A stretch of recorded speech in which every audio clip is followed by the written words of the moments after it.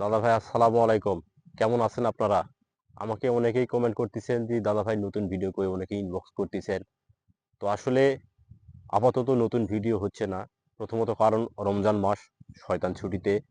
আর দ্বিতীয়ত কারণ আমি শারীরিকভাবে একটু অসুস্থ। আপনারা জানেন যে আমি কাঁচা সবজি এবং কোনো সময় কাঁচা কীটপতঙ্গ নিয়ে ভিডিও করে থাকি। তো কিছুদিন আগে আমার একটা কাঁচা সবজি নিয়ে ভিডিও করতে গিয়ে আমার একটু সমস্যা হয়। তো সবজিটাতে মনে হয় কোনো কেমিক্যাল ছিল।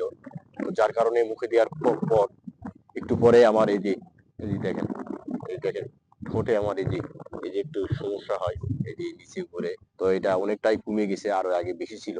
তো এমত অবস্থায় এই ঠোঁটটা নিয়ে আমি হয়তো ভিডিওর সামনে আসতে পারি নাই।